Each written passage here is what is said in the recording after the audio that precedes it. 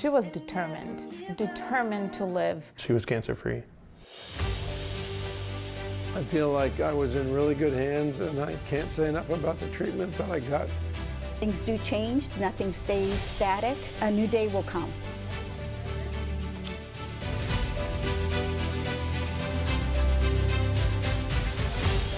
Welcome to Hope is Here. I'm Carla Hill.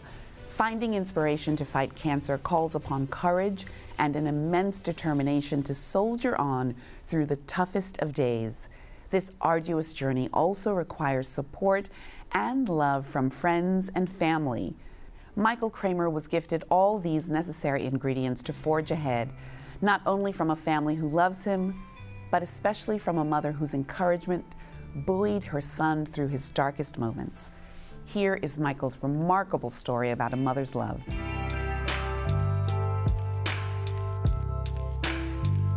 I love surfing, windsurfing. It's just like this feeling of freedom. There's like nothing else in the world that compares to it. You're free, there's no worries, and all of a sudden everything disappears and you're just in that moment. And you're literally just flying. It's just the best feeling in the world.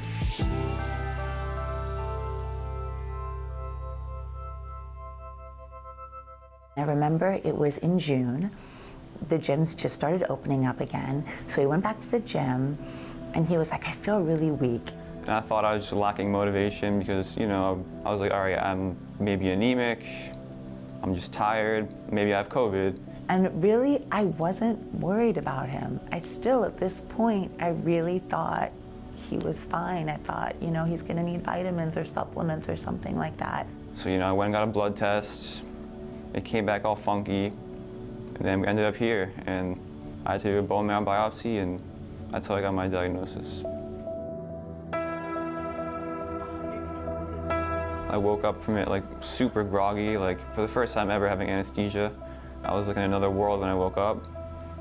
And then the doctor walks in and he says... And then he said the word lymphoma, and as soon as he said lymphoma, I think I almost heard nothing else for a few minutes. And I know that it was the same for Michael. When Michael heard lymphoma, it definitely, you could feel it like a knife to the gut, because we literally just went through this. And so now it's been almost 5 years since my husband passed away. At the time, it had been just over 4 years.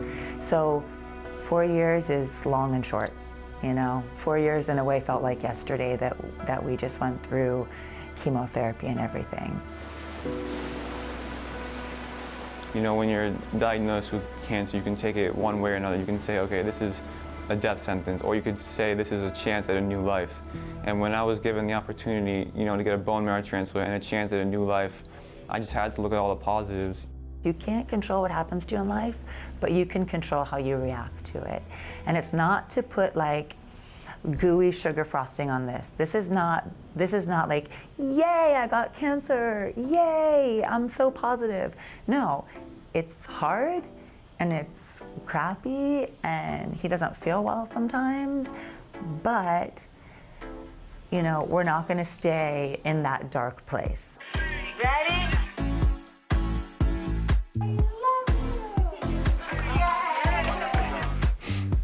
My mom, I have no words. Like, literally, she's there for everything.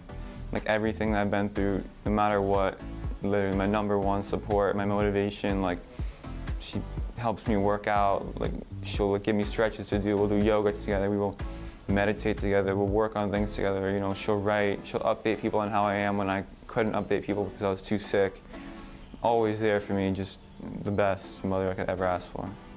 The perspective it's given me and the amount of gratitude I've learned to have is just amazing. I just wanted to say that everything in life is temporary. All the suffering, all the pain, it's temporary. And why stop when you're in the worst part? Because it only gets better from there. I love what Michael's done on social media. He makes TikToks and videos and to inspire people, to show them, okay, this is real, this is what I look like. I don't look like a model right now. I'm taking drugs to help me survive, and I don't look perfect. My skin is not beautiful, my body's not perfect, but I can motivate people. The biggest thing for me has been, okay, I can break down, I can cry, I can be sad, but I always have to pick myself up no matter what, because I have it so much better than so many people do, and I just need to be grateful for my health and the fact that I'm still here alive. I love you, I love you, I love you, and I'm grateful for you. And you, I'm grateful for you too. There are so many beautiful things that have happened that have come out of it, like the support that we've seen, the fact that, I mean, I'm so in awe of my kid, but actually not just Michael, like all my kids. I'm in awe of how they have all handled this. Michael has turned this around, and instead of being like, woe is me, poor me, why is this happening to me? He's been like, okay, this sucks, but maybe I can turn it around and motivate other people. It makes me feel accomplished, and it's good that I can inspire people and show them that I'm 6 months out from transplant, and you know, I'm lifting weights and getting stronger and slowly getting back to my normal life, and that there is hope.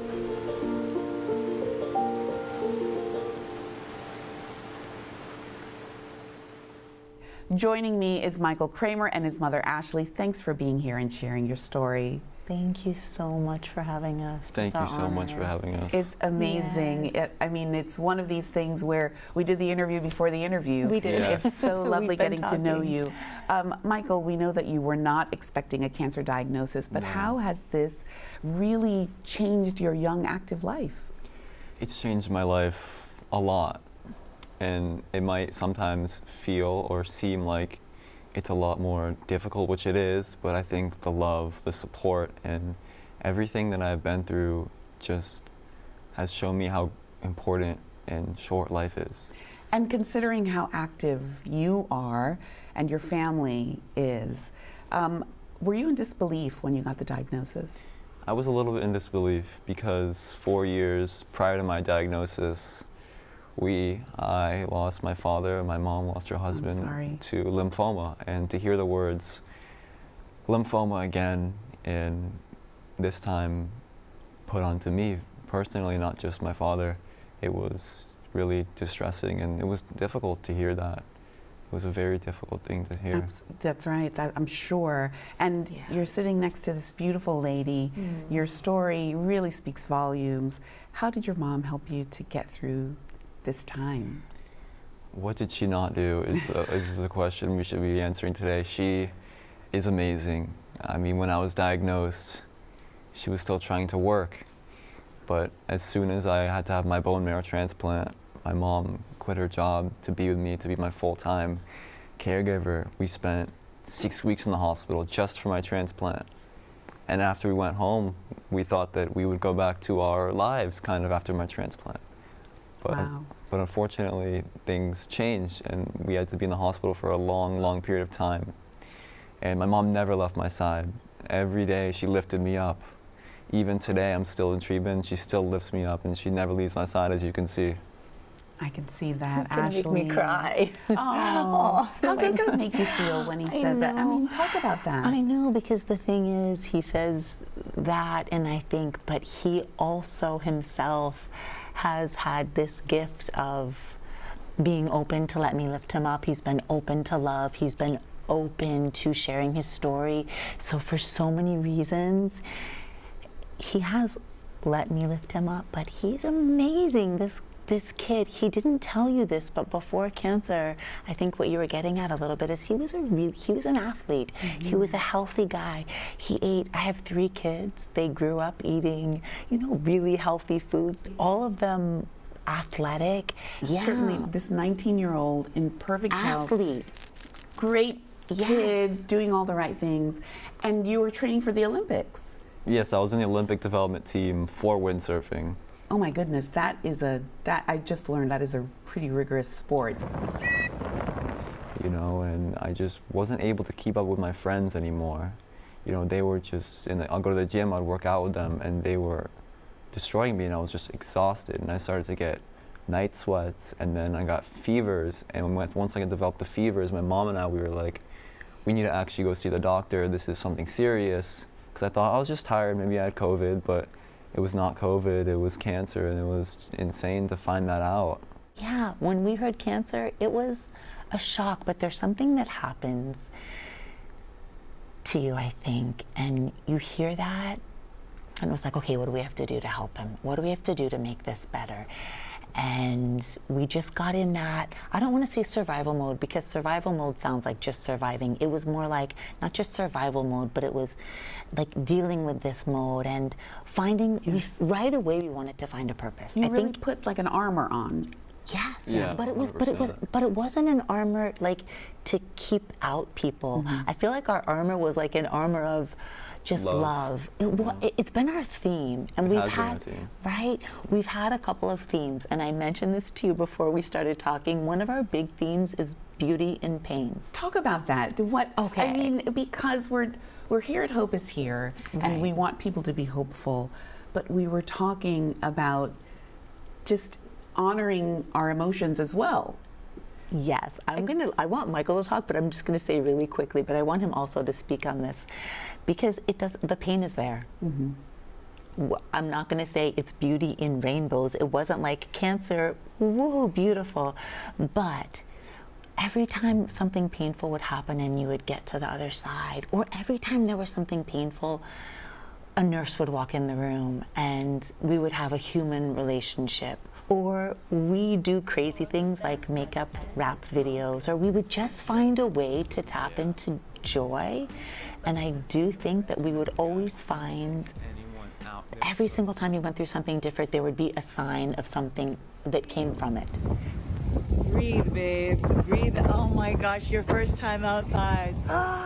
So there was a time when I was admitted to the hospital for 5 months, and I had a drain in my gallbladder. And I remember I was in so much pain, and this is when beauty and pain really became our thing, because those 5 months were so difficult, and it was truly the hardest time that we ever had together. And I remember the nurse coming in, playing a song for us, and it was just so beautiful. And it was one of those moments where I was like, I'm in pain, but there's also beauty, and I'm also experiencing beauty while I'm in pain. So that was when we found the beauty in pain and the beauty in our story that was so much pain, but there was so much love, and there was so much hope just around us that, you know, that's what got us through it, and that's why we're here today. I think, and being together has definitely, you know, I have 3 kids, but we were already close. When my husband passed away, you can imagine, it brought us, we were always close, but it brought us even closer. And when this happened to Michael, I think it brought us even closer. The 3 of them just like gathered around Michael. He's the middle one, and I think we just, from the top, his older brother, younger sister, and the mom, I felt like we just kind of surrounded with love and hope. You continue to use physical movement, athleticism, good health. Talk about that and how that has helped you both during this journey. It's been huge. When I was first diagnosed with cancer, I remember I went to the hospital, I got my port in, and then after my chemo, I came home, and I couldn't lift weights because I was so weak, but we got some cans of canned food. Like canned food. And I just started like curling it and trying to stay in shape, trying to do anything I could just to get myself out of bed, because I know that there was nothing I could control about my disease. There was nothing I could control about how my body reacted to chemo, but the things I could control were me getting out of bed every day, going for a walk, trying to control the little things, so I felt that, okay, I can still do some things to make this journey a little better and a little more positive. And every day I'll do little things, go for a walk, we'd do our little workouts, we'd meditate. Had to modify, we've had to adapt. Certainly. There were times on his journey where I couldn't do anything. The journey is not over, that he was in bed, but even in bed when he had a drain, he would lay in bed and I would help him stretch. We would do yoga, we would do whatever we could do. And then there were times when he was on prednisone and feeling awesome and lifting a lot of weights and doing a lot of things. So we've had to adapt, I think, but music has been really big for us. And I'm an ex-dancer, so we always have had music. And I think music has lifted us. We've had dance parties in our hospital room many times with Yeah. residents, doctors, nurses, a lot of people. And physical activity has been so important. Hi guys! We just walked a mile. No, we walked 1.1 miles. 1.1 miles. New personal record. Post Yes. BMT. Pretty happy. Feeling a lot better. We love you guys. Feeling strong. Yes. How has that contributed to your mental health? We've done yoga. We've done meditations. It's helped our mental health so much. Just being active, doing something that's not cancer related, not chemo related, nothing to do with the hospital, just something that makes you feel a little more quote unquote normal. That's what I'd like to say. Ashley, you made the decision to stop everything. For me, it was a no-brainer. I wanted to be with him. I wanted to be by his side. I would do anything for him. As parents, really hard part is we want to take away their pain. I want to go back to this because if I want to speak to a caregiver, I just want to say we want to take away their pain, but we can't. So the best thing we can do is support them and show them that the pain, when you get to the other side, like I look at him, he's this incredible human being because of everything he's been through. And his brother and sister too, because of what they've been through, we want to take away the pain, but sometimes the pain it's like, I don't want to say it's good for you, but it's kind of good for you. It makes you who you are, right? So he's been through so much, and I'm so grateful I've been next to him, and it also the love I give him, he gives me back, and we're so lucky that we've bonded so much. I feel so close to him, and I wouldn't exchange one moment, the nights, the sleepless nights, I wouldn't change that for the world. And having my mom by my side helps a lot with that. He's pretty strong.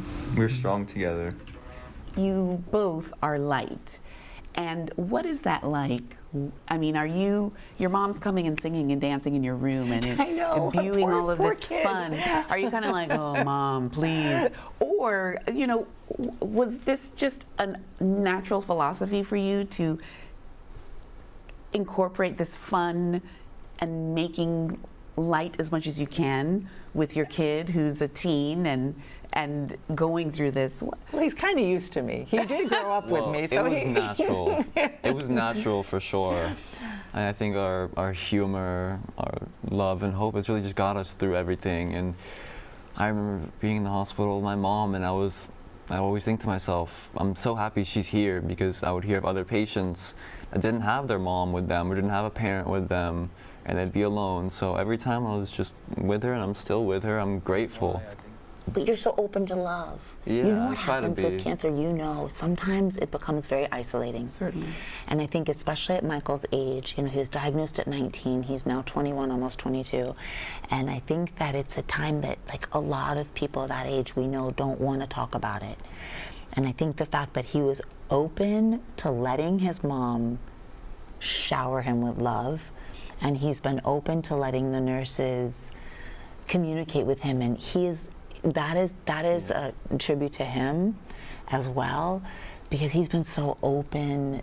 He's had therapists. He's had, since day one, he's talked to a therapist, and I think that's been amazing for mental health. We've kept active. That's been amazing. We eat really healthy.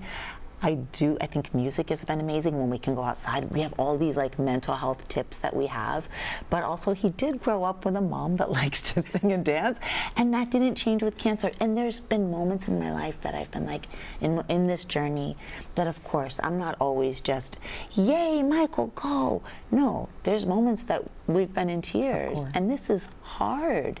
But then we find the joy, and we've had so much perspective. It gives you so much perspective. Just spread your love, spread your positivity. Life is too short to ever overthink these little things, and I love you guys. You mentioned joy, and I have to mention, Michael, the way that you've been able to give back, and you're using, I'm going to sound real old lady now, your generation and social media. Yeah, social media. That doesn't sound old lady. That's not old lady. That's not old lady. That's true. I'm into my own podcast. But talk about how you have used social media to spread that joy or to be that support. So the idea that made me want to give back was one day I was admitted to the hospital. My mom knows this story very well. Yes. My brother came, and she filmed my brother and I working out in these Miami Heat jerseys. And the video went viral because we put it on TikTok. And I started to realize that people were really inspired. So my brother, who was already on TikTok and posting a lot of his own content, like the gym and stuff, that's what he was doing, inspired me to post about my journey. And I started posting about my journey, and I realized the comment section was full of cancer survivors and people that had been through similar situations to me. And there was all these nice comments, and people were saying, oh, it's so amazing that you're sharing your story. I've been through the same thing. And I kept posting and posting, and I started posting on Instagram and TikTok and all the social media platforms. We have a YouTube channel.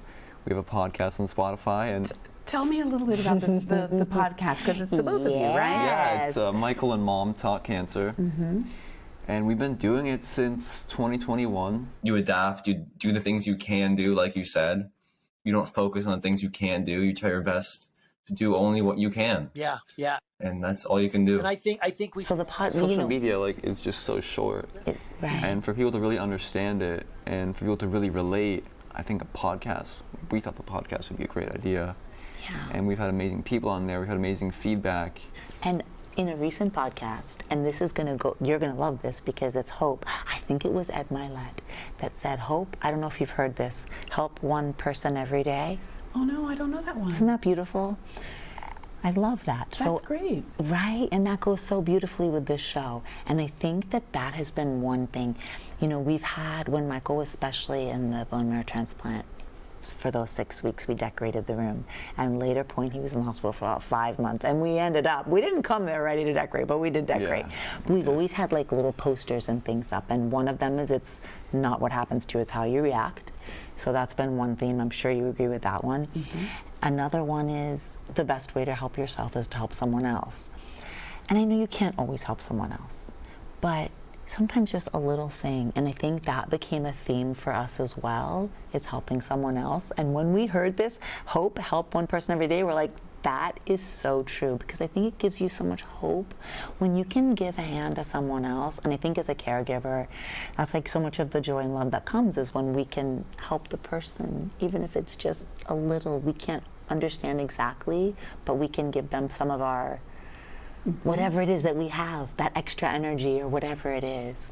Michael, tell me, what are you doing now? How are you doing, and what's next for you? What I'm up to now is I am learning how to deal with the life with an illness, and it is difficult. It is something that I have to manage every day with all my medications, and we manage together.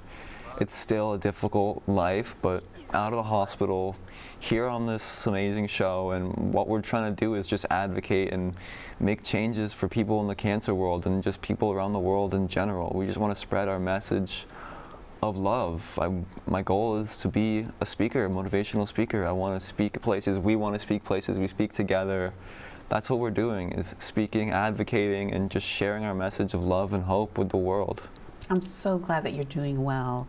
Can you speak more on this message of hope and healing and what you've learned? Well, the biggest thing I've learned is that it's not linear. It's never just like this. You know, there's ups and there's downs. You know, I've had a rough last few days, but I know the next few days are going to be better, and that's just what happens in life and with an illness and anything. You know, healing is difficult when you've been through something like cancer.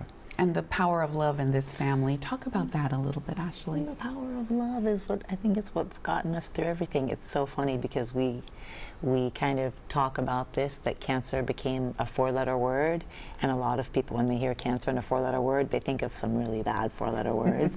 But our 4-letter word is like, we're like LOVE. Hope could be there too. It works really well. But love has been a 4-letter word, and I just think sharing, you know, why are we all here anyway? So everyone has something on their journey that's tough, and this has been a really tough thing, especially for someone at this age. But we have been so supported by so many people, and we were literally, when we were talking about that reciprocal, I think that's what it is. We have given love, but we've gotten so much love, and it I think, and every time you give, and it gets higher and higher and higher. And I think that has been the saving grace of this. And I love that Michael just said it's not linear. You know, life isn't for any of us. None of us know what's going to happen. So I feel like we have learned that, okay, 21 years old, your idea is I'm going to live another, 70 years, maybe, right? Maybe not. So maybe it's deep and wide. That's what I like to say. Maybe life isn't long. Maybe it's just deep and wide. So take those moments. Maybe we just have one day. Maybe we have 10 days. Maybe we have 10 years. We don't know. And so we try really hard every day to find, it's not always, but at least we call it the pockets of happiness and the pockets of peace. So maybe the whole day is not perfect, but at least we have those moments, and always pockets of love. The pockets are not even, the pockets are so deep in the love. I think that's the love is the constant. Michael, the love is the constant. Talk about this lady here. I mean, she's just on fire, such great energy. If you could give 3 words about the love that she gives you. Only 3. I know. I could give you 1 million or I'm 2 million certain. or 3 million or 4 million. 3 words. Or more. Beautiful, charismatic mother. Wow. Aww. I think that is the perfect place to end this. What a treat, and so wise. Life is not linear. I want to thank you, Michael and Ashley, for telling us your story. And just thank you all for joining us and sharing your knowledge. What a beautiful story that has so many lessons attached to it, both practical and emotional. Thank you for joining us.